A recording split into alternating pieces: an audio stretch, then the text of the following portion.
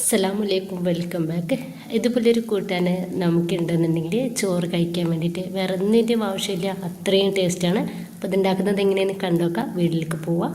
അപ്പോൾ അതിന് വേണ്ടിയിട്ട് ഇതാ ഒരു പാനിലോട്ട് ഞാൻ 2 ടേബിൾ സ്പൂൺ വെളിച്ചെണ്ണ ഒഴിച്ചെടുത്തിട്ടുണ്ട്. അതിലോട്ട് 1 ടീസ്പൂൺ കടുക് ഇട്ട് കൊടുത്തിട്ടുണ്ട്. കടുക് നന്നായിട്ടൊന്ന് പൊട്ടി വന്നാൽ ഇനി നമ്മൾ ഇതിലോട്ട് ചേർക്കുന്നത് 1 ടീസ്പൂൺ ചെറിയ ജീരകം കൂടി ഇതിലേക്ക് ചേർക്കാം. ജീരകം പൊട്ടി വന്നാൽ ഞാൻ 2 മീഡിയം സൈസുള്ള ഉരുളക്കിഴങ്ങ് ഇതുപോലെ നീളത്തിൽ കട്ടാക്കിയിട്ട് ഉപ്പൊന്ന് മിക്സാക്കി വെച്ചിട്ടുള്ളതാണ്, അതാണ് ഇതിലേക്ക് ചേർത്ത് കൊടുത്തിട്ടുള്ളത്. ഇനിയിപ്പോൾ ഇത് നന്നായിട്ട് നമുക്കൊന്ന് മിക്സാക്കി കൊടുക്കാം. ഇനിയിപ്പോൾ 2 മിനിറ്റോളം ചെറിയ ഫ്ലെയിമിലിട്ടിട്ട് നമുക്കിത് മൂടി വെച്ചിട്ട് ഒന്ന് റെഡിയാക്കി എടുക്കാം.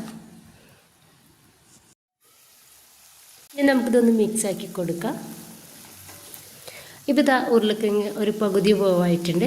ആ ഒരു സമയത്ത് നമ്മളിതിലേക്ക് ഇനി ചേർക്കുന്നത്, ഇപ്പോൾ ഞാൻ കുറച്ച് പയറെടുത്തിട്ടുണ്ട്, അത് നീളത്തിൽ കട്ടാക്കിയിട്ട് ഉപ്പൊന്ന് മിക്സാക്കി വെച്ചിട്ടുള്ളതാണ്, അതാണ് ചേർക്കുന്നത്. രണ്ടും ഒന്നിച്ച് ചേർത്ത് കൊടുക്കേണ്ട. ഉരുളക്കിഴങ്ങ് ഏകദേശം ഒരു 1/4 ഭാഗത്തോളം പകുതിയോളം വേവായതിനു ശേഷം വേണം ഈ ഒരു പയർ ചേർത്ത് കൊടുക്കാൻ വേണ്ടിയിട്ട്. ഇനിയിപ്പോൾ ഇത് നന്നായിട്ട് നമുക്കൊന്ന് മിക്സാക്കി എടുക്കാം.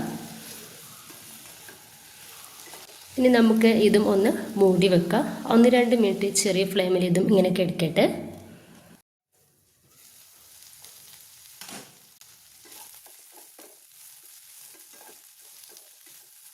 പയറൊന്ന് പകുതി വേവായാൽ ഇതിലോട്ട് പൊടികൾ ചേർത്ത് കൊടുക്കുക.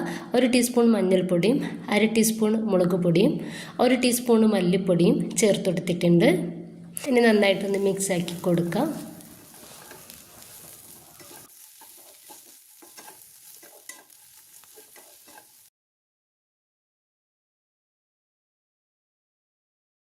ലാസ്റ്റ് നമ്മൾ ഇതിലോട്ട് കുറച്ച് കായത്തിൻ്റെ പൊടി ചേർത്ത് കൊടുക്കുന്നുണ്ട്, വളരെ കുറച്ച് ചേർത്ത് കൊടുത്താൽ മതി.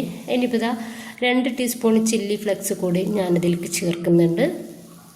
എന്നിട്ട് ഇത് നന്നായിട്ടൊന്ന് മിക്സാക്കി കൊടുക്കാം.